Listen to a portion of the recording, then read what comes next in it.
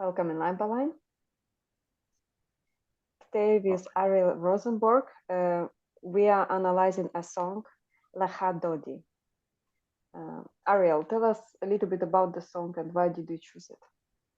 Yeah, so the song Lecha Dodi, it means come with me, or like go, depending on the context, but basically come my beloved. And it's a basically it's a song that's kind of contextually it's talking about the Sabbath or the Shabbat, but it's also talking about like a wedding, and kind of like the bridal chamber, going from the actual wedding to the bridal chamber in Jewish tradition. Basically, what it is, it's a love song that the author, Rabbi Shlomo Alkabetz, he actually, and I don't know if this is true or not. I heard this, and I mean, I like to say things for certain, and if I don't, then I'm going to say I don't know it for certain. But that apparently he wrote this song as a wedding gift to his bride for their wedding night.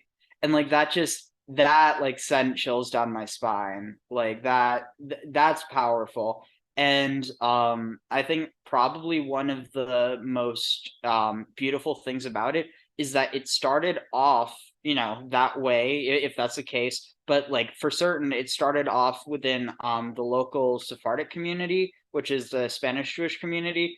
But then from there it spread, because of it was like heavily based on the rise of Kabbalah within Judaism, which is like, or rather Zoharistic Kabbalah, which is a specific type of Jewish mysticism that arose in the I think it was 12th century. But it's really beautiful, and the fact that it went from a local tradition to something that basically became commonplace for any Jewish family to sing on Friday night, kind of like that song that I introduced last week, Eshet Chayil. And yeah, it's like one of those songs that's kind of like everyone who's Jewish everyone who's Jewish and was at least somewhat observant is going to know it. Not everyone's going to necessarily know the full extent of what it means. Like they might know generally, like, oh, it means to, this is what we sing to welcome in the Sabbath. But like it gets so much more in depth than that. I really like it. I listened to several versions of it, and especially with the guitar. When a lady sings it, somehow it resonated with me a lot. But you sent me the traditional version. I will provide the link below. Like more or less traditional, like many people sing it. It's so beautiful. It kind of gives this energy. I generally very much like Jewish music. We always did. Like there is a lot of it's present in the weddings there where I come from. It's like really large communities, and like all the weddings that we had been invited to always had I'm actually pretty sure I heard it before you brought it in. Like it sounds very familiar. Thank you. Thank you. So you wanted to share screen and show? Oh yeah. So I'll just read some of the context that gives here. This mystical hymn to the Shabbat, or to the Sabbath, was composed by the Kabbalist or Jewish mystic Rabbi Shlomo Halevi Alkabetz. So that means Solomon, the Levite Alkabetz, and Alkabetz is his last name. Um, Teacher and brother-in-law of the famed Kabbalist Rabbi Moshe Cordovero. Rabbi Alkabetz was one of the most esteemed members of the Safed circle of scholars and mystics, which included Rabbi Yosef Karo, Rabbi Moshe Cordovero, and Rabbi Yitzchak Luria, the Holy Ari, or the Arizal.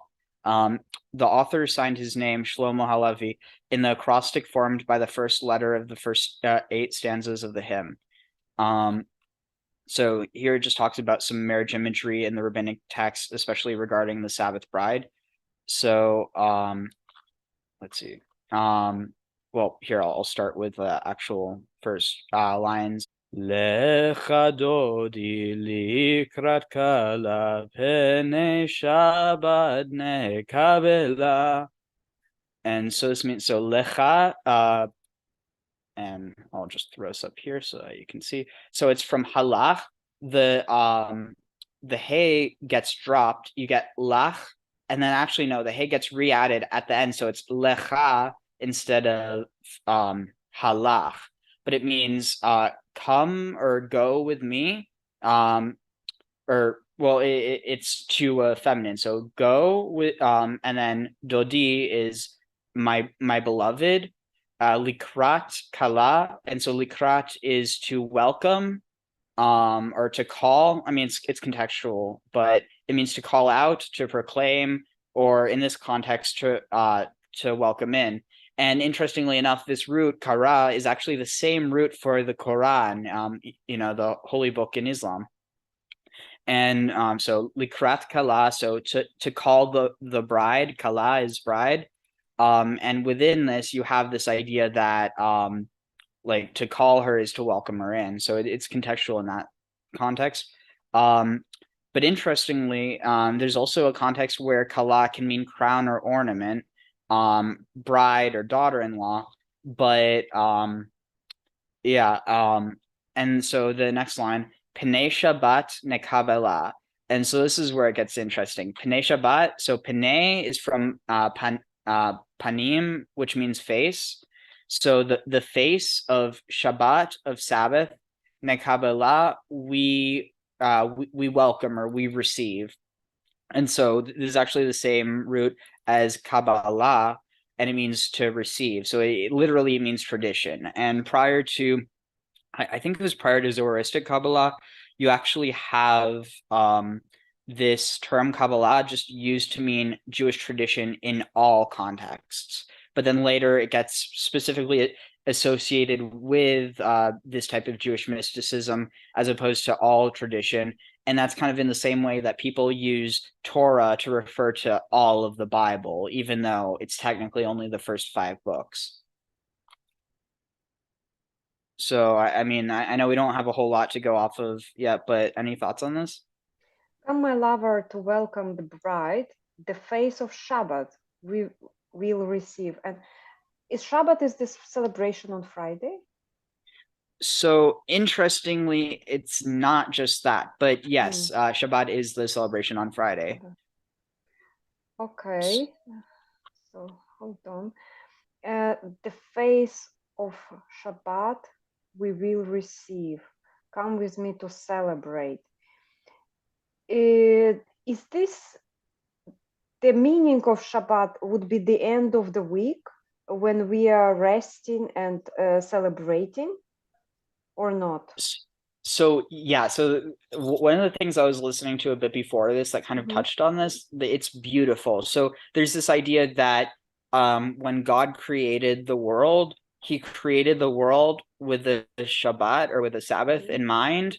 And there's this idea that like the first day was created so that there could be a last day. And in this context, I think it's beautiful because it's not like this is the context of the last day in Judaism, not just the last day of the week, but the last day, like the end of days. Because you don't have this idea. I mean, like you do have this idea of like, there's going to be like, this like conflict before the end of days. But like if you actually look at what the end of days or the end of time means in Judaism, it literally is a time of peace. It's basically a time of infinite peace. It's this idea of, peace on earth forever. And with that, it kind of makes me rethink some of the idea of how a Chayil part of it is understood, where you have the line, it's was it wait, I'm trying to think. Well, I'll just talk about the translation, but basically, wow, I actually do not remember. Let's see, I'm just going to move this so that I can pull it up. But I'm actually interested in that.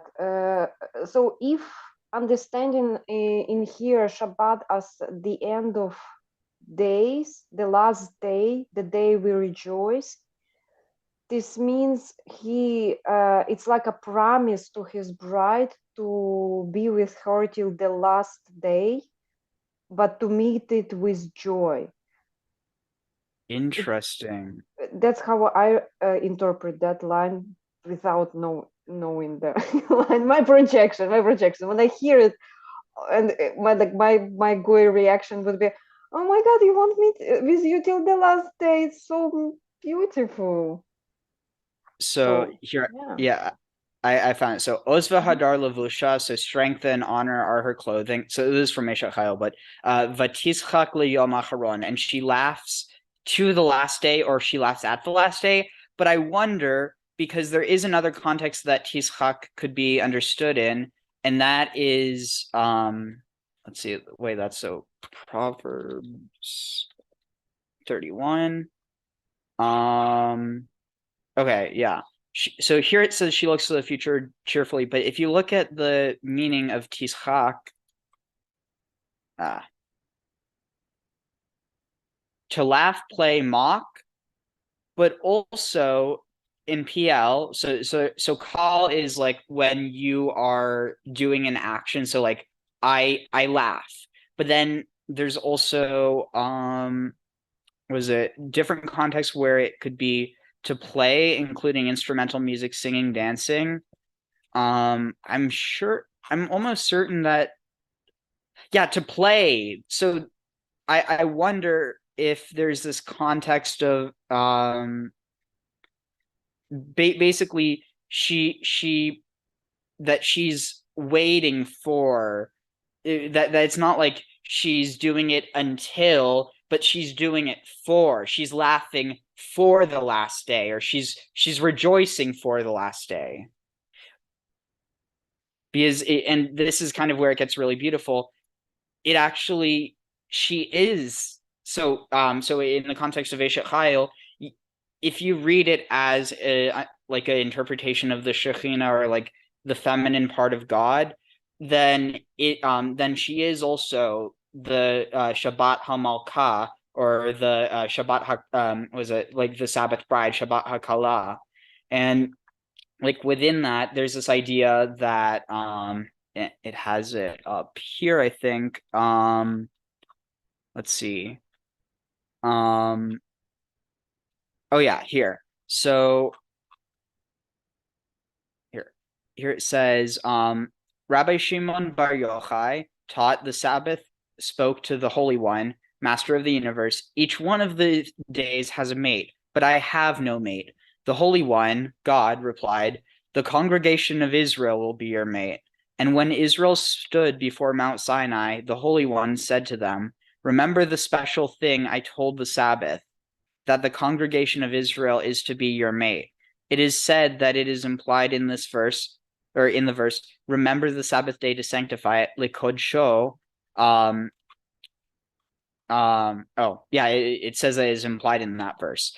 But and so so the very first line, Lecha Dodi likrat kala, it's pulled on from Song of Songs. So what was it? So Ani lidodi. Oh, in other parts later it's Ani lidodi vidodi li. And interestingly enough, so the acronym for that is Elul, and Elul is the month in which Rosh Hashanah, or the head of the year, the start of the year, and also it's like the Jewish New Year.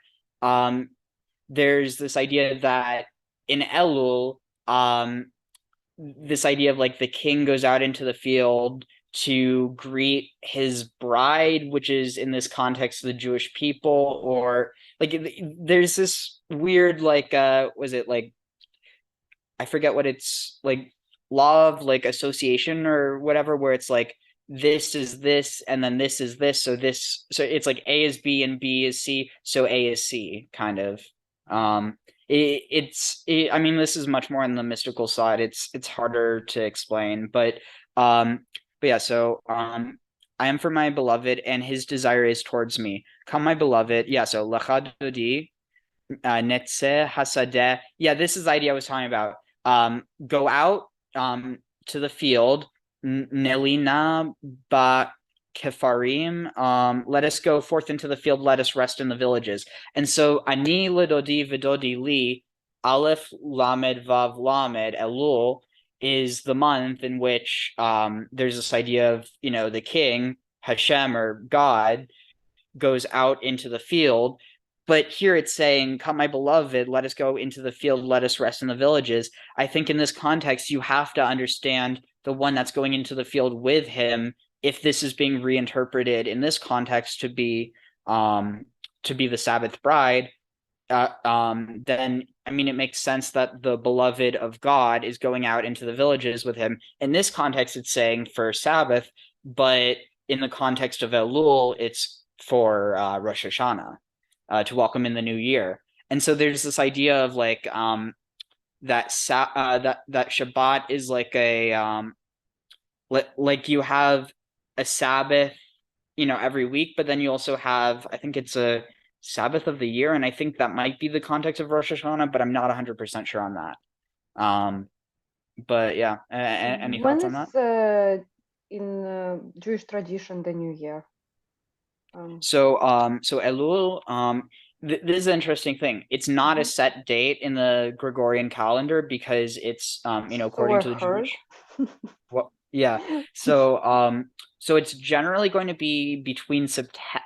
I think it can be very late August, but very rarely. I'm not sure about that, but usually it's in September or October, and it's also correlated with this idea that the king goes out in the fields, but specifically to meet the harvest, and the farmers who collected the harvest. And so Rosh Hashanah, it's also it's a harvest festival as well.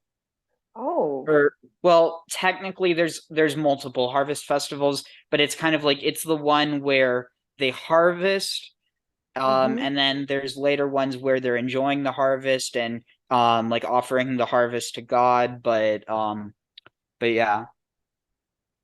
That's interesting. So the new year ends with rich harvest, kind of starts with winter, and then you kind of, oh, but that makes sense. So it's like you start with nothing, you take full circle until you grow the things, you get the things, let's say harvest from the fields, you offer it to God, the end, and then the circle begins. Oh, that's beautiful, actually. Yeah, that's beautiful. And see, this is the reason why I love talking about these texts with other people, because you see stuff that you don't see on your own. But even Yeah. beyond that, honestly, I really think that some of the most insightful discoveries are like things that that stuff that's been pointed out to me from other people, that I've learned from other people, has actually been from people who weren't Jewish. And it's interesting because you see it in a light that when, like, for instance, I mean, there's so many things, for instance, within Christianity that most Christians probably don't realize, because there's things that only make sense in a Jewish context. Like whenever you're dealing with a tradition that, emerges out of, you know, basically a milieu, or an environment where there's other cultures, other religions, you're going to see that reflected. For instance, the reason why Jews aren't supposed to eat milk with meat. It's I was actually talking with someone about this recently. I mean, I already knew the reason, but they argued that it doesn't matter the reason, that it's that all that's important is that it says it, it's one of the commandments and therefore we need to do it. But like the thing is, I mean, I have a bit more issue with that because like I have a much more like analytical mind. But even if you believe that, I don't see why learning the reason hurts it, because if anything, it supports it. So basically, the origin of the idea was that in the ancient Near East, there was this fertility ritual. Well, so the commandment is, you shall not boil a child in its mother's milk. And so with that, it's like, are you talking about an actual, like the child of its mother, or are you talking about, like a baby animal and adult animal, like basically the milk from an adult cow and then a baby cow? Like, is there an issue with that? And you could extend it further to like, basically, is the issue just the meat in general? And you have all these fences that are built around the Torah. Basically, they're like safeguards to prevent people from accidentally transgressing. But the ultimate reason, like these are all, oh well, we shouldn't do this because we don't want to do this. But the ultimate reason is because in the surrounding culture, it was a pagan fertility ritual. Yeah. But yeah, I mean, so it's interesting because the reason why men are commanded to learn Torah but not women is actually because women are believed to be at a higher spiritual place. I think I might have mentioned that last time. But here, there's this connection that this rabbi drew to a verse from Hosea, where Hosea is instructed by God to marry a prostitute, interestingly enough. But so here's part of the prophecy, because there's this idea that like he's supposed to marry a fallen woman, and the reason for that, for the use of that language, is because Israel is referred to as a fallen woman, who in especially you see it within Lecha Dodi, which is a very like, there's a lot of messianism within it, talking about, you know, the redemption. There's this idea that, you know, the fallen will be redeemed.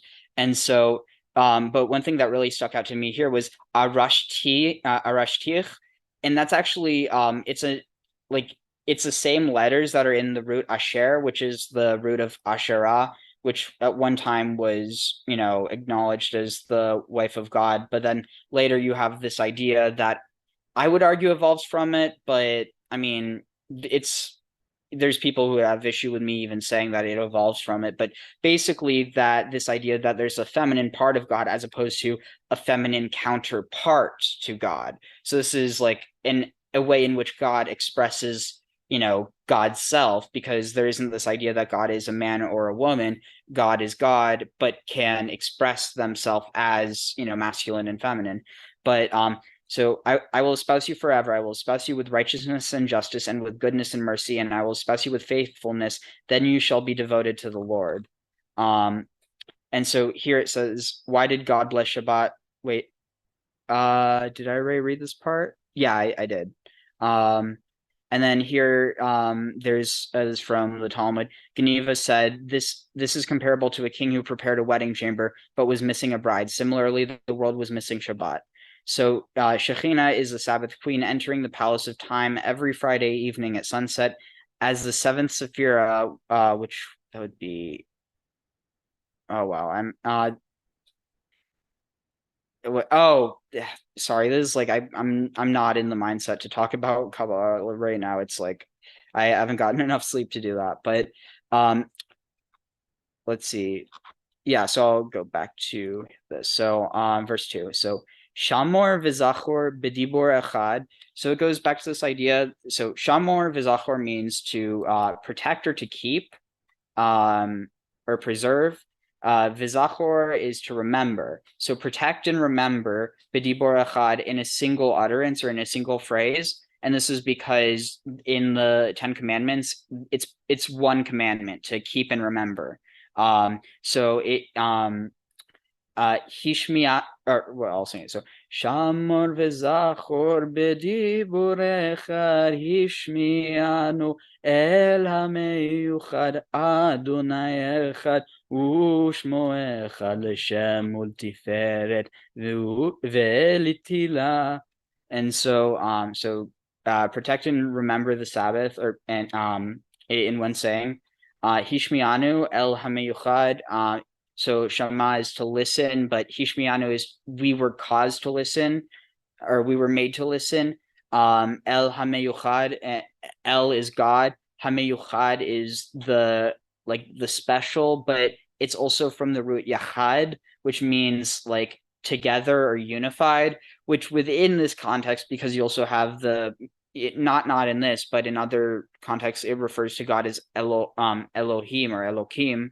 That there's a plurality, but here it's also saying the unified one. And so this is part of where, you know, Christianity, at least, you know, post-Nicene Creed, gets the idea of, you know, like a multiplicity of God, but also that there's a unity to it as well. So even though the Trinity isn't present within Jewish tradition, that's how it's easily pulled out for the sake of Christianity. Let's see. Adonai echad ushmo echad. The Lord is one, or you know, God is one, ushmo echad, and his name is one. L'shem ultiferet, to his name and to beauty, uletihila, and to praise. So it's saying his name, he and his name are one, to his name and to, I guess it's like it's an exaltation saying, to this and to this and to this. Keep and remember in one saying. We were caused to listen by the unified God. Adonai is one, and his name is one, to his name and to glory and to praise. So keep and remember. Can you repeat how they are in Hebrew? Like both of those, keep and remember. So shamor, which is also used in the context of like shomrim or guards or watchmen. So it's this idea of like you're supposed to watch over it and to protect it. So actually, this is one of the thoughts that I had that I was telling you about. So so I think you have within this idea, it's kind of a dualistic idea of the Sabbath, but also the bride. So as a husband is supposed to watch over and to protect his bride, he's not only supposed to, be protective and to be a guardian, because if that's all you are, I mean, you're basically a stalker. You also have to remember the Sabbath. You have to remember her. You have to remember her needs. You have to like remember what's important for the Sabbath, not just what's important for you. And so like within this, there's this idea which I'll admit I'm not able to keep to, and I mean maybe one day, but basically that you're not supposed to do work. You're not supposed to do, the word is malacha, I think, which I think it's better translated as service, because malach is servant or angel or messenger. And so malacha is something like it's work that's done. And the context that the rabbis understand this is anything that is said that was done to build the temple, you're not allowed to do on Shabbat.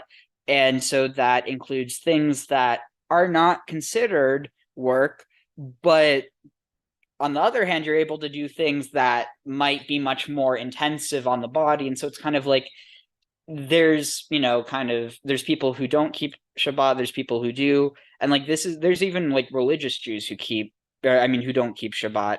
And it's like they're not religious just because they don't do that. It's kind of like, you're generally not going to find them earning a paycheck on that day, but that's not to say that they are going to be unwilling to drive a car or to start a fire. And it gets tricky, but yeah, so it's this idea that you're supposed to remember as well as protect. So it's like to not just, you're not supposed to just keep the Shabbat. You're not supposed to just, not do these things. You're supposed to remember why. It's important to remember, not just to do. It's kind of the idea of like belief as well as action.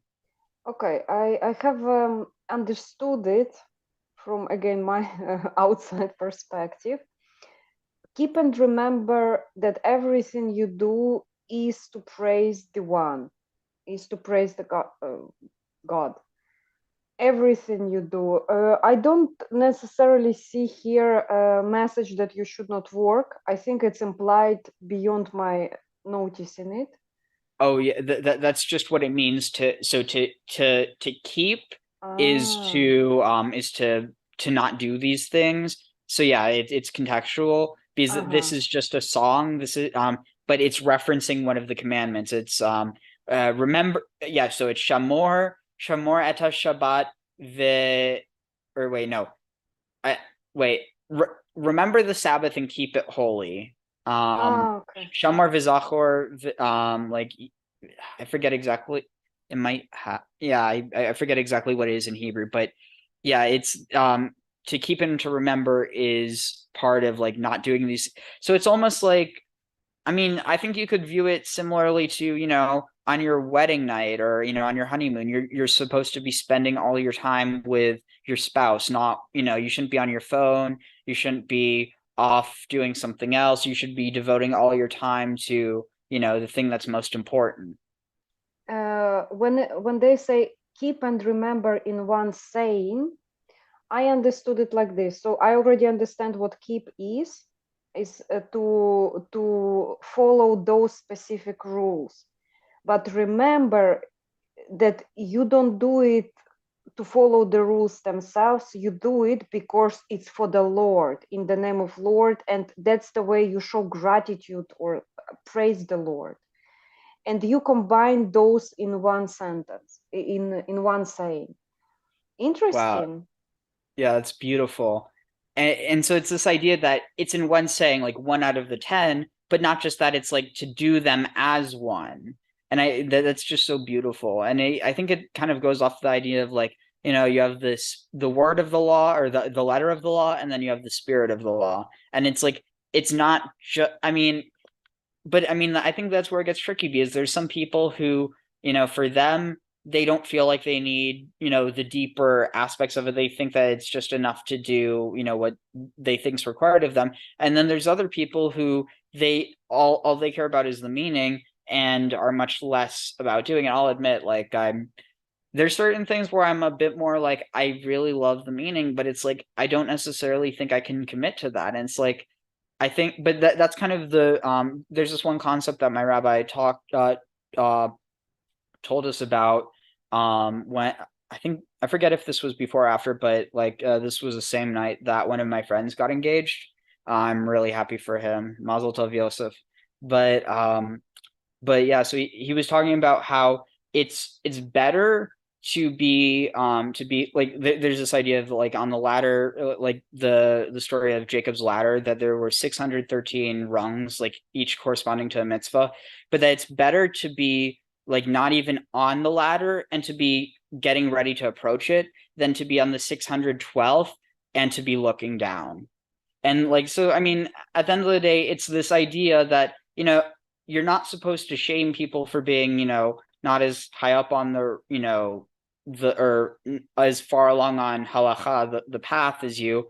But like, at the end of the day, if you're looking down on someone to shame them, then you're inherently kind of in a worse place than them, who are just trying to learn and to engage and to grow. Because it's kind of, there's a lot of like, I don't know, I feel like there's a lot of spiritual wisdom in that could be gone into, but it's, I don't know, it's like I beyond words in some ways. I understand it. Basically, if you do not keep with remembering in one saying, but you just doing the keep without the Lord, but for the keep to show others that you actually keep, it makes no sense. You might as well not do it. But if you do it once in a while, this Friday, this Shabbat, I will spend not working and thinking I'm doing it for the one, in the name of the one, but just like mean it, really, really mean it. It is more virtuous than if just you strictly doing it without any belief, actually. So, and also there's this one idea with it being like referred to as the one and the unified. I think part of that idea is off of this idea that, there's like, basically, there's like a masculine expression of God and a feminine expression of God, but that they're ultimately one, and that they're unified. It goes kind of off of this idea that, well, for one, that Adam was created in the image of God. In the image of God, they created them male and female. And there's this idea that's actually shared in Greek myth, given in different contexts, but that mankind was created androgynous, or like, basically with both, either like sexless or with both sex. Basically, the idea that you have both, man and woman in one. And there's this idea that because, in the Greek tradition at least, because their parts were facing away from each other, and you could even just view that as their faces were facing away from each other. They couldn't look upon, the one they were supposed to be with. And so and it kind of also goes off of this idea that there has to be like some, like a separation in order to be a unification, but that, so you have, each person or each soul was split into two, male and female. And there's also explanations for why there's people who don't quite fit into that, both, in terms of gender and sex. But that's a story for another time. Basically, there's this idea that you're separated from, not from your soulmate, but literally from the other half of you. And that, part of the goal of life is that you're spending it trying to reunite with the other half of yourself. And so I think with this, you could even view it as the idea of, God and the Sabbath bride, that there's idea that even though, it's understood as a part of God, it's still like they're the same. And it's like this idea that like what and this is how my rabbi explained it last night or 2 nights ago. Wow. That shoot, what was wow, where did I go with? Oh yeah, that basically that when I mean he used it within the context of when two Jewish people, but I mean you could really just extend this to all people. But when two people get married, it's not two people in one relationship. Or he says it's not one marriage of two people, it's two parts of the soul re I'm not doing it justice. I can actually return my projection here. Keep and remember, that's why it kind of unified God. The reason why I asked about keep and remember, it sounded to me like action and reason. So male would be movement, acting, doing thing. A woman would be that gives meaning to it. This means birth, family, all of that. So keep would be the action, remember would be the reason. And the God unified in one saying, this means action and reason combined together. And that's the true meaning of the unity, when they are together. Also, Mazel Tov Yosef. So the one thing that I do remember that my rabbi said, so basically there's this idea that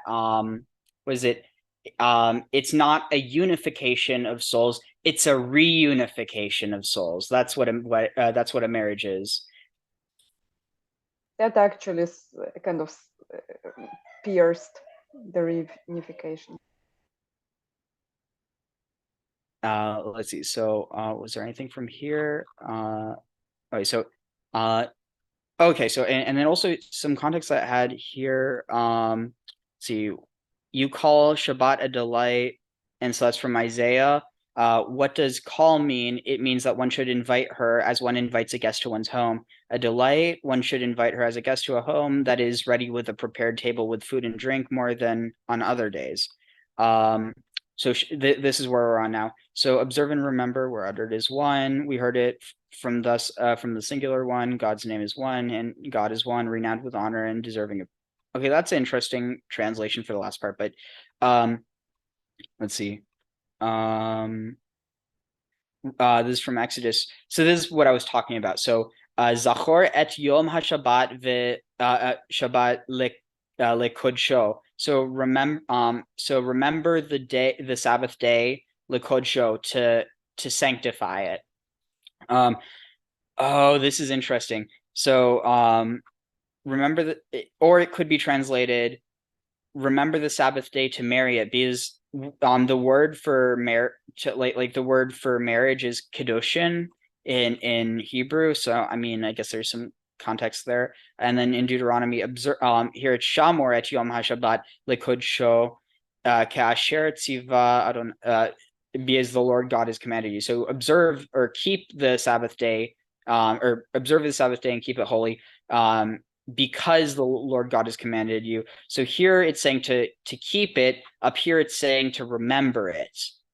So this is interesting because in here, actually, you have the Lakod show context for both, but and here it says, why do we light two candles on Shabbat according to Kabbalists?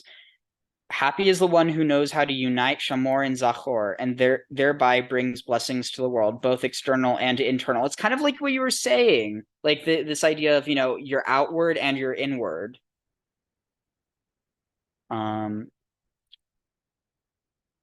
So where is it? Likrat Shabbat lechu v'nelecha ki hi mekor haberacha merosh mikedem nesucha sof maaseh b'machshavat tchila. And so this is really interesting because this actually connects to some wisdom texts here. But so here it's Likrat Shabbat, Lechu V'ne'ela, to welcome the bride, come, V'ne'elecha is also from Halacha, so come and we'll go. Ki he, because she, Mekor HaBracha, is the source of blessing. Merosh Mikedem Nesucha, from the head or from the beginning, Mikedem from the east or from antiquity, from ancient, from old. Nesucha, it says she was chosen, but it could also be, oh, it doesn't have it here, but Nesucha is also like to pour out, Nasach. And so here it's actually in Proverbs, it talks about the Lord created me at the beginning as so was it Adonai Kanani Reshit Darcho Kedem. So here you have this word Kedem, Miflaot Meoz, the first of his works of old or of strength. Me'olam nisachti merosh mikedem aretz. So here it's saying from the beginning of the world, or from the beginning, I was poured out from the head, from the source of the earth. And so this is wisdom that's speaking. And here it's saying, Mirosh Mikedem Nesucha, from the first from old, she was chosen. So she, Shabbat, is also wisdom. And it's saying she's the source of blessing, Makor Bracha. And Makor, it means the source or like the spring. It's one of the names for God, along with, I think there's also another form like Makom, which means the place, but in this context, this is the spring. And there's definitely like a feminine aspect to it because water is understood as a feminine element.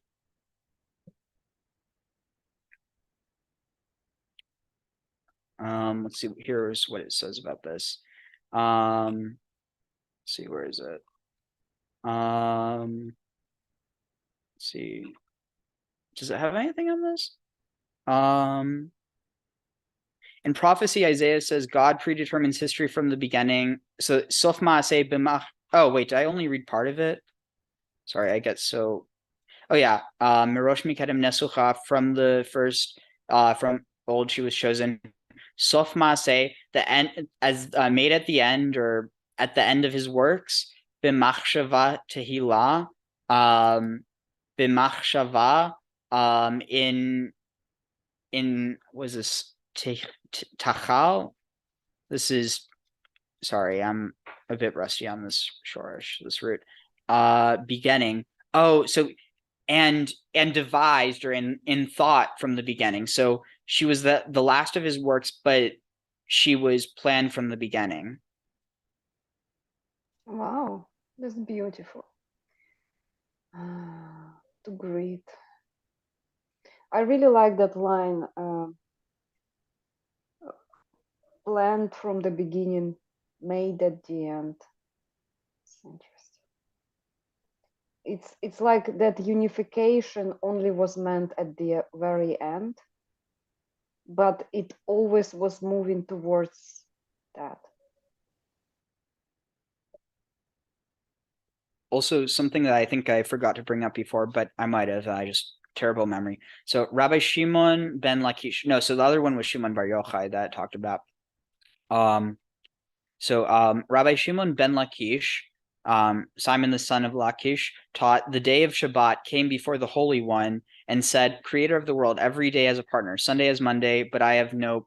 Wait, so Sunday as Monday, Tuesday as Wednesday, Thursday as Friday, but Saturday doesn't have anyone. But I have no partner. The Holy One replies, Israel shall be your partner. And when Israel stood at Sinai, God said to them, remember my promise to Shabbat, that Israel will be your partner. Thus it is written, remember the day of Shabbat to keep it holy. And so then the part that we were just reading, so in philosophical terms, this means or about Isaiah talking about God predetermining history from the beginning through to the end of time. In philosophical terms, this means God has planned out in his mind that all that God went on to do in the 6 days of creation. In Kabbalistic terms, it means that the 10th Sephira, the Shekhinah, symbolized by the Messiah who comes at the end of history, and the Shabbat, the last day of the week, are already implicit in the first Sephira, the Keter. That's again a bit abstract for what we're talking about tonight. But while the first two stanzas refer to the temporal image of Shabbat as a mitzvah and a source of blessing, the next six stanzas refer to Jerusalem, the spatial image, personified as the bride of Israel and God. Now abandoned in its destruction, Jerusalem is not a virginal young bride, but an abandoned woman sitting Shiva, which is like mourning for her, in this context, her husband. This is the imagery of Echa, or Lamentations, the poems lamenting the destruction of the first temple. So, let's see, where is this? And then any last thoughts before I continue? No, good. All right. So, מקדש מלך עיר מלוכה קומי צאי מתוך הפך רב לך שבט בעמק הבכה והוא יחמול עלייך חמלה. And so Mikdash Melech, the sanctuary of the king. Here it says, "O holy place of the king, city of sovereignty," but Mikdash Melech, sanctuary of the king, Ir Melucha, the holy, or not holy city, the royal city, because it's from the root for Melech, so the city of the king. Kumi Tsei, come or rise up. It's like a command telling someone, rise up, leave mitocha fecha, from the midst of your destruction or your chaos, basically from your turmoil. Rav lach, many or long, lach, you have gone shevet, sitting, be'emek habacha, in the valley of tears. And so, I mean, there's a few possible things this could reference to, including maybe Petra, but I mean, that's more looking at it from historical, because there is a context in which it was understood as the valley of tears, but separate thing from this. V'hu yachamul alayich chemla, and he will have mercy upon you, mercy towards you. So it says he will grant mercy upon you. So it's same thing generally. I like that phrase. Long have you sat in the valley of tears. He will grant mercy upon you. It's like that redemption part in here. So arise, escape, yeah. I was just going to say, I do have a feeling that part of the context where you have this idea of like rise and, leave from the valley of tears, like from your turmoil. In Ezekiel 19, you have this idea of, let's see, Ezekiel 19. So, and you are to intone a dirge over the princes of Israel, and say, what a lioness was your mother. So this is the mother of the princes of Israel. And if you go down far enough, you see your mother was like a vine in your blood, planted beside streams with luxuriant, she was fruitful and had many branches. Here it says thanks to abundant waters, but mimayim rabim, she was from the great waters, and she had mighty rods fit for rulers' scepters, towering high amongst the leafy trees, conspicuous by its height, by the abundance of its boughs. But plucked up in a fury, she was hurled to the ground. The east wind withered her branches, and the east wind is something that's understood as being sent from God. It's a punishment from God. They broke apart and dried up, and her mighty rod was consumed by fire. Now she is planted in the desert, in ground that is arid and parched. Fire is issued from her twig-laden branch and has consumed her boughs. She is left without a mighty rod, a scepter to rule with. So this is understood as a punishment, but you have this idea that she will be redeemed. And actually, you have a possible reference to her in, given this isn't a Jewish text, but in the book of Revelation at the end, where it talks about the woman, it refers to her as a prostitute, which is actually how God refers to like the mother of Israel in various parts of the Bible because of her quote unquote whoredom, which it's referring to idolatry. But it's just, I think it's really interesting that you have this connection between all these different verses. But yeah, any thoughts? Yeah. I felt like the king will be redeemed in those particular verses. in verses 4. I felt like there is this. It did not even talk about the prostitute to be redeemed. That particular verse felt to me because in the previous verse she was planned from the beginning, but given to him at the end. And in this verse, as follows, as if it's clarifying, you suffering went till the end, to the point in which you will be redeemed, and your suffering, let's say, will end. And I think it's connected to that previous verse where she appears at the end. Like she is the sign of redemption for the king, for the man, somehow. It's also interesting that you mentioned that, because there's this idea, I forget exactly where it's from, where this like phraseology comes from, but where it talks about literally the birthing pains of the Messiah. Like it's very feminine imagery where it's talking about, essentially giving birth to the Messiah. Like this idea that there's going to be pain with it, but something good will come out of that pain. Yeah.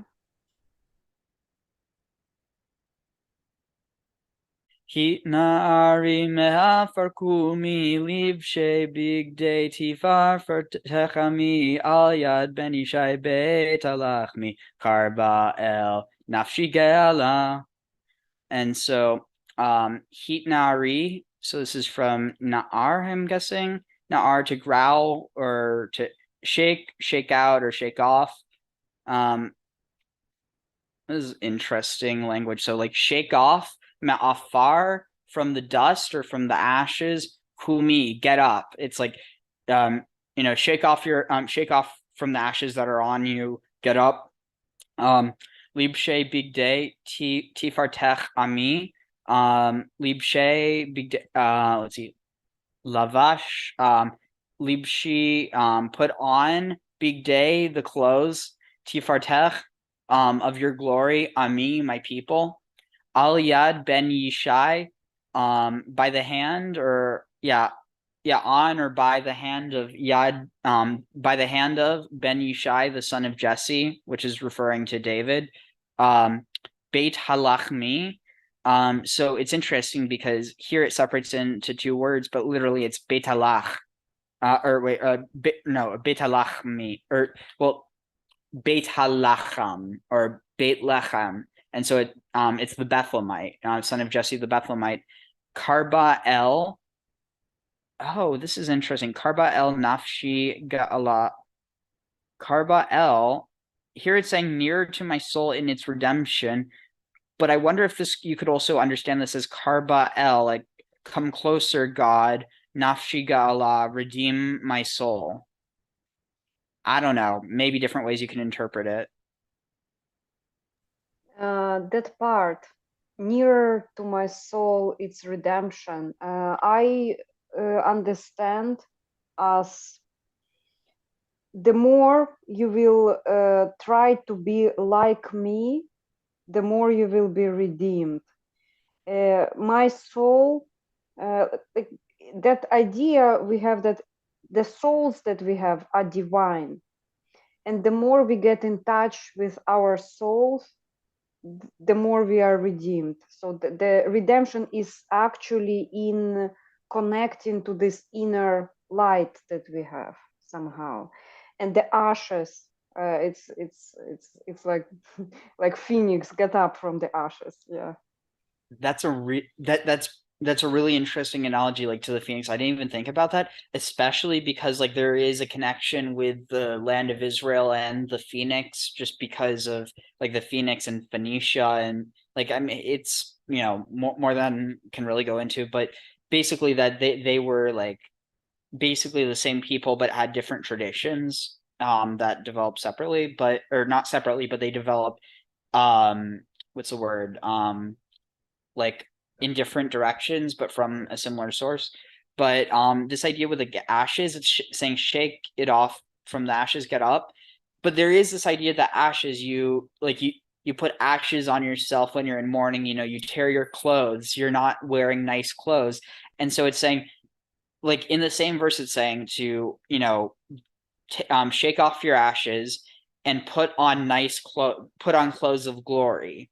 And so there's this connection that, like, stop mourning, for redemption is at hand. And then this word that it's talking about the redemption of the soul, but gala is actually also the term there's this term Goel Israel, the Redeemer of Israel. It's used to refer to God, especially in the context of leading the Israelites out of Egypt. There, like, this concept of redemption, and it's interesting because, wow, that's really interesting. The term that gets understood as like revelation or apocalypse within Christianity is gala in Hebrew, and gala is like redemption. And so, like, the ideas are the same, although they, like the Phoenicians and the Israelites, they developed in different ways. But another thing that's interesting is there's a eerily similar sounding name between the words ga'ala, which is redemption, and galut, which is exile. And there's this idea that ga'ala will bring about the end of galut. And some people who look at this from a much more like geopolitical perspective assume that means that that means that there won't be any more exile. That means all Jews will be in Israel. But there's a much more spiritual understanding that everyone tends to understand, regardless of what they think about, the more political one, is that there's this idea that when the redemption comes, that nobody will be in a spiritual exile, that everyone will be with God. Let's see. So one thing that's interesting here, so you have heat na'ari, but then the next verse starts with heat ori. Hitorari. And so it sounds similar, but they mean different things. But here, the biblical customs of mourning are used not only for death, but for abandonment. So that's what it's talking about with the ashes and with the not nice clothes. The image of shaking off the dust and dressing in grand clothing is a central metaphor in Isaiah. It refers both to the transition from enslaved capture to royal lady, and from abandoned woman mourning her beloved and her exiled children to remarriage in bridal clothes, sitting on a bride's throne. And so here it's saying okay, yeah. So the next verse, toreri ki baorech kumi uri shir daberi kavod Adonai alaich nigla. And so this is hitorari. It says awaken yourselves. So the arar, it means to rouse or awaken. So wake up. Kiba orech, because your light is coming. Kumi ori, get up, my light. And so in this, it's referring to the wisdom of God, or to the Sabbath, as the light of God. And so, like, you have this idea, the wisdom of God, the light of God, they're connected there. But then here it changes from ori, which is my light, with an aleph, to ori with an ayin, back to wake up. So ori shir daberi, a song, or speak a song, or a song speak out. Kavod Adonai, the glory of God, alaich nigla, is upon you, and upon you is revealed. Yeah, redemption again, closer to my soul, God's soul. And for me, it was the God's light, and here it is. Your light has come. I think it's talking, get up and recognize the God's light that is redeeming you right now. That's how I read those, connected to the previous ones. So back to the idea of Rosh Hashanah, there's this idea that Rosh Hashanah is an opportunity, the time between Rosh Hashanah, well, before and also during and in between Rosh Hashanah and Yom Kippur, you have 10 days. between Rosh Hashanah and Yom Kippur, there's this idea that like that's the time when you are especially like able to seek teshuvah, which gets translated as repentance, but literally it means to return. It's returning to God or drawing close to God. And it's this idea that, every human sins and, falls short, but that there's this opportunity to, reapproach God and to, try to get closer to him, and that, you're just because you fall and it doesn't mean you can't rise back up. And it goes back to this idea, wake up, get up, get yourself up from the ashes. Snap out of it. Yeah. Let's see. So So here it says, in the context of Lecha Dodi's love imagery, the Kala, the bride, Jerusalem, sits in the darkness, but she begins to shine in response to the expected arrival of the light of her life, Orech, her light, which is her personal source of illumination. The Kala is invited to sing. Even today, the typical language of love songs is suffused with light imagery, as are folk songs. Let's see what else. It's basically talking about the darkness is lit up by the light of love as God illuminates our lives. For mystics, this involves a spiritual awakening as well. In Safed, the Arizal and other mystics chose to wear not just beautiful clothes on Shabbat, but white clothes. White represents clothes of light, purity from the sin of the garden, mercy by which God judges us, sanctity like the high priest on Yom Kippur, and the clothes that we will wear in the world to come, in which we will resemble the angels of light. In short, we awaken to light and dress in light, and thus redeem humankind from the fall and prepare the way for the world to come, where all wear white clothing. And then, beginning with this stanza, Hasidim, or they're the pious, or the basically religious Jews. Not all religious Jews are Hasidim, but a lot are. Generally change the melody from sadder to a more hopeful and assertive one, for the Messiah has been mentioned, and it is no longer time to be shy and ashamed. In these three stanzas, Shlomo Alkabetz, the author, adapts Isaiah's extended metaphor, comparing the remarriage of the abandoned woman to her original husband to the rebuilding, Nivneta ir al Tila, of the abandoned city of ruins. Thus, the city sits in ruins, but her remarriage to her returning husband involves a change of clothes, the rebuilding of her walls, and her expansion left and right, breaking out beyond her previous borders. And so, let's see, where is this? So here the language is from, he toreri kiba orech. So it's like, it's da da da da da da da da. It's not sad, but it's kind of a bit lower, and then it goes to lo tevoshi velo kalmi matish kochachi veumati tehimi bach Yachasu ani ami univneta ir atila. And so, Lotavoshi, do not be ashamed. Veloti kalmi, don't be abashed. What's this? Humiliated. Yeah, don't be humiliated. Ma tishkochachi, why be downtrodden? Uma tehimi, why be hema? Hama. Oh, this is murmur or growl. It's actually connected to the same root for beast, or like behema or behemoth. It means to murmur or growl, as does a beast. So like, why murmur? Bach yechasu ani ami. In you, yechasu. In you I will seek refuge. Ani ami. My people, my poor. Yeah, or like my in you my poor people will be sheltered. That's what's saying. Vinit neta ir altila, and built, and she shall be rebuilt, ir altila, the city on the ruins, or the city on Tila. Oh, it's from the same root as tell, I think. I'm guessing. Yeah. Mound. Yeah. I was thinking it's about redemption part still. And getting up, and that shame and humiliation is the thing that holds people back.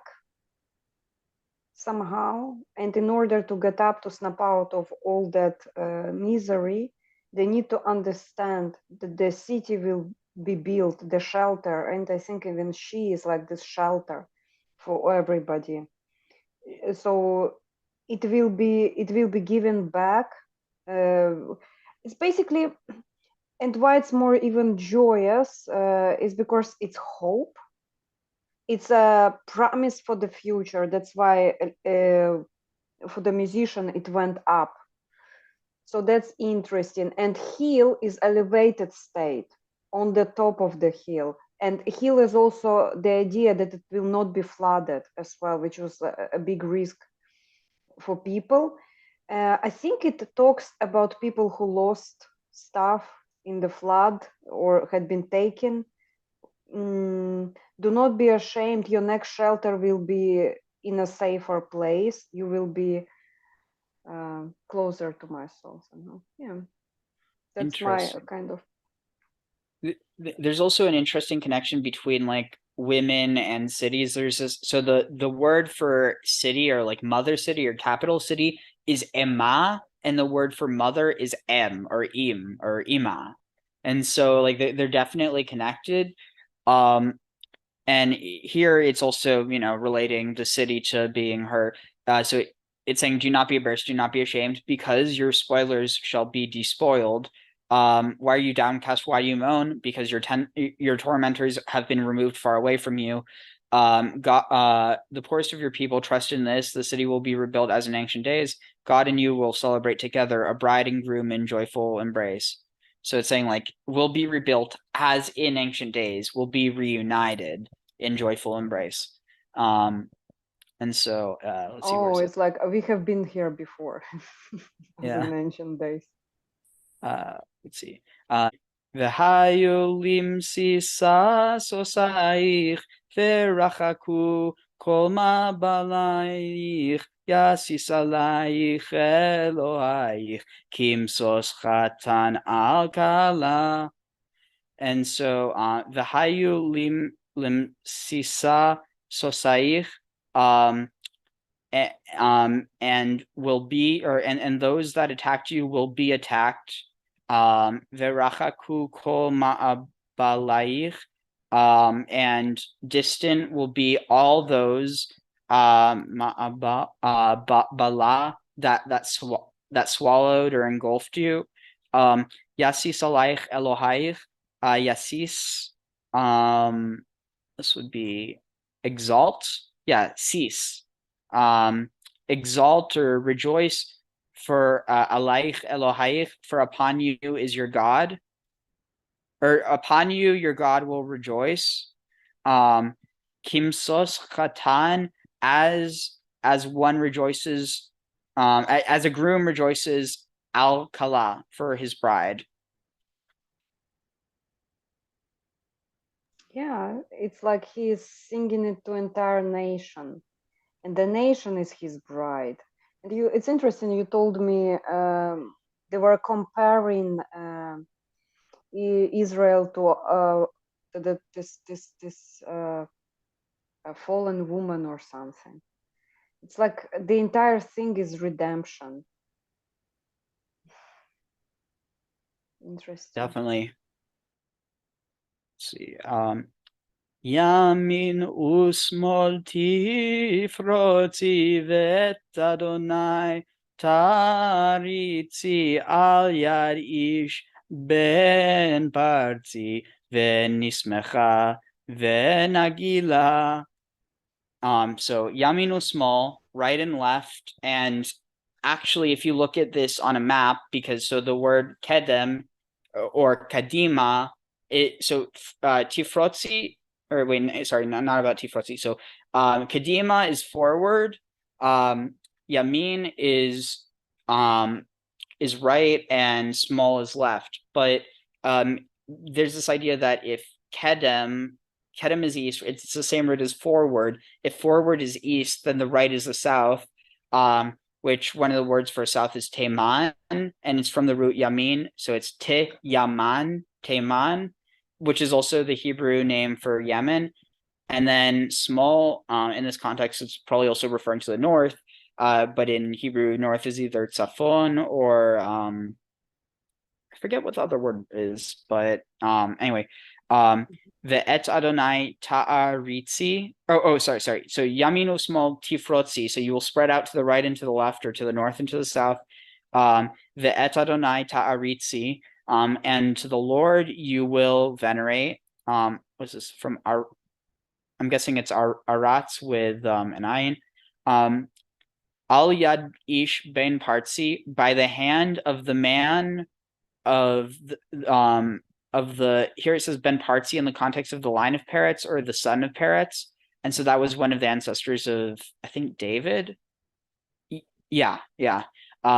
So by the hand of the man of the line of Peretz, v'nismecha v'nagila, we will rejoice and we will celebrate. Or so the nagila, it's the same. It's connected to actually one of the, I think, the Arabic word for or one of the Arabic words for hookah or nargila is derived from this word. It's like to rejoice, and so there's this idea of like celebration.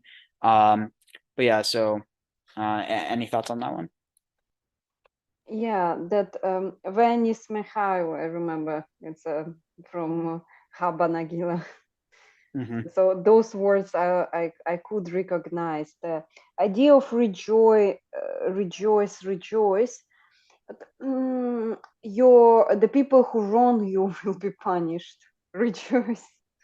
That one is kind of stood out to me.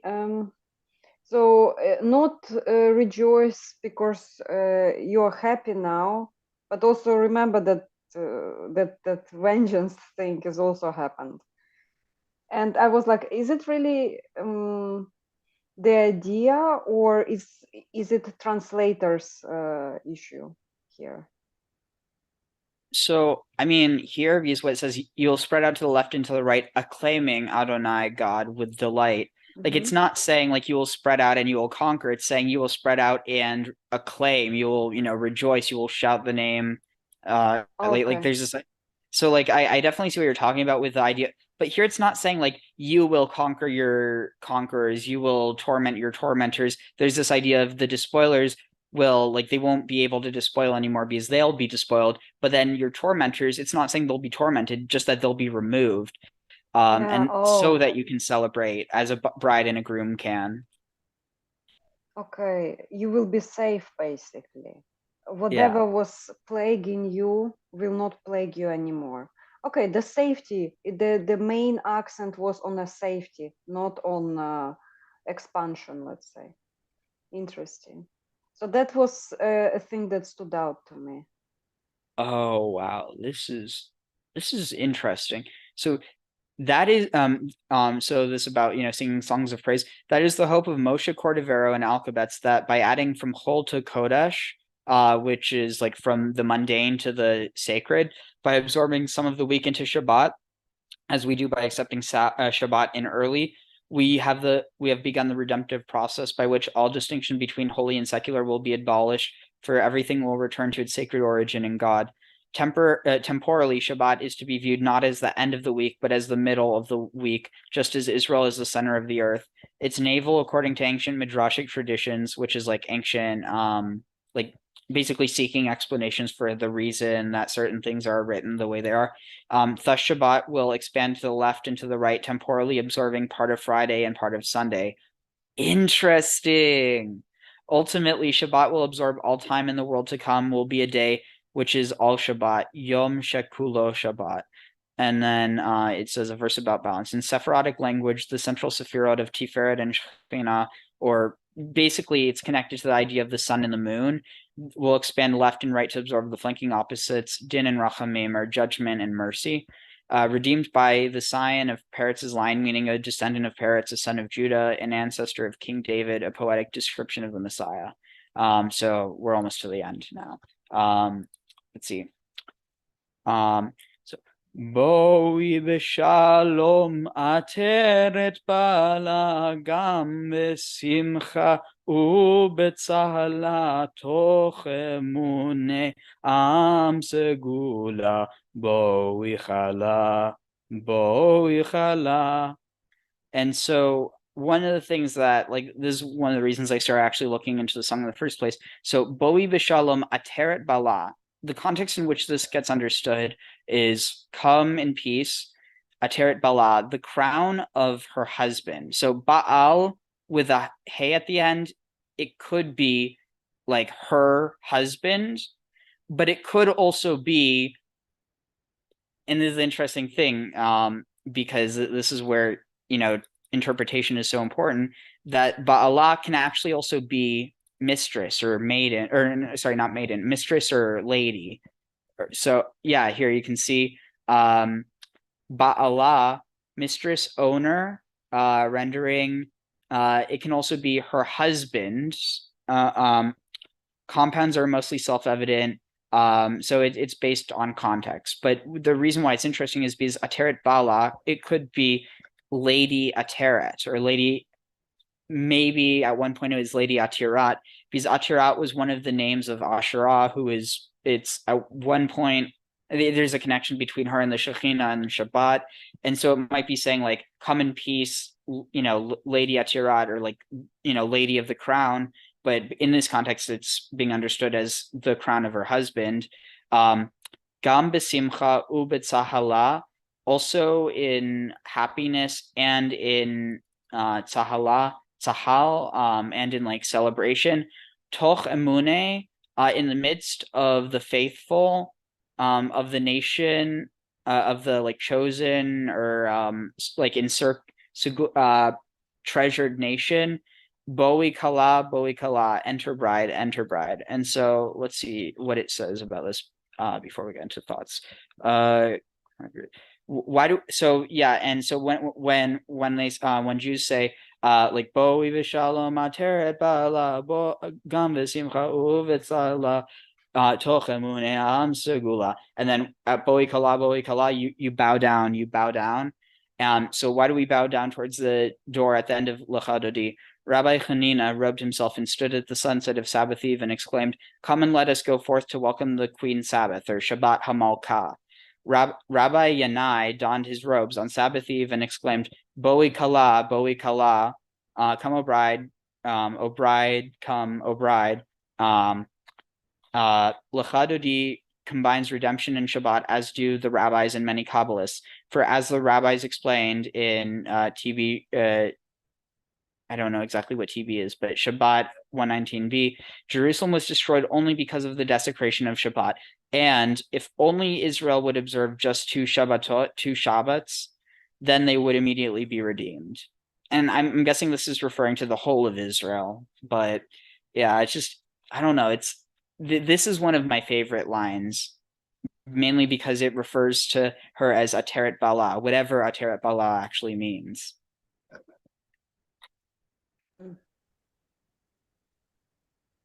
I like enter bride,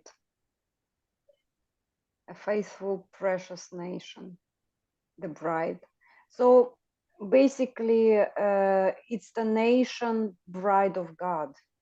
I always thought that Israel is somebody who faces the God, like opposing the God, but it might be also somebody who is looking at God in this sense, right? So yeah, so the root yasar, it means to struggle or to fight or to wrestle. But interestingly, with those same letters, you can also get yashar, which means to be right or to be upright, to be righteous. And like there's this one book, it's called Sefer HaYashar. Some people translate it as the Book of Yasher, which is just it doesn't make sense because it literally translates as the Book of the Righteous, but people understand Yasher as being some guy named Yasher when in reality it's a concept. But the other thing I think is really interesting with this, so if you take Yashar or Yasar and you rearrange the letters into Yarash, that's actually not only the root of the, well, I mean, there's multiple roots to Yerushalayim or Jerusalem. It's either Shalayim or the city of Shalayim, possibly the city of peace or the city of Shalayim, who was at one time a a dusk deity. But alternatively, Yerusha is inheritance. So Yerusha Shalom, or like Yerusha Shalem, so like inheritance of peace. And so like it kind of goes directly in this idea that your inheritance, like you have inheritance, but there's a difference between just having an inheritance and inheritance in peace, which is kind of ironic because of how unpeaceful Jerusalem is in the grand scheme of things. Yeah, but at the end of the day, Shabbat would mean the day of peace. Nation shall let's see. Yeah, here. Let's see, where is this? Lo yisa goy el goy cherev velo yilmedu od milchama. No, nation will not take up sword against another nation. Never shall they know war anymore. And like that's one of the big things with the age of the Messiah is that there's not going to be any more war. There's going to be peace. It's not to say that there's not going to be problems. Like if I mean a mystical understanding would be like everyone's going to realize the nature of God, and they're no one's going to be in conflict because they'll all be in unison. But then there's also like more physical understandings where people like literally understand that like sin or like evil will be taken out of the world. But it's like at the end of the day, that's all interpretation. I think at the most base understanding, you have to understand that that like the redemption is understood as being an age in which war will not happen, but like not just that it won't happen, but that it won't need to happen. Yeah, that's a good introduction actually into culture. That song. I learned a lot, and thank you so much for bringing it. Thank you for having free time, Ariel. Of Thank you course. so much. It's very, very much a pleasure to talk to you. Always. Like I always feel a little bit smarter. Like I learned something today. Everybody, please check out Ariel's YouTube channel. It will be expanding and growing. And yeah, check out also the page. What Ariel read from. I will provide the links below. See the music and bye. Bye.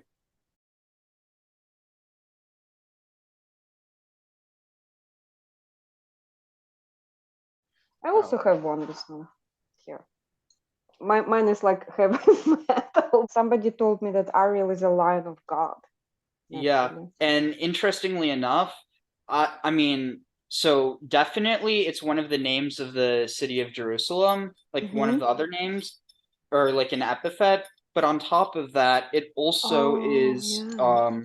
like there's this idea that Jerusalem is like also like likened to the mother or the bride of Israel, and that's actually one of the things that we'll get into with the translation.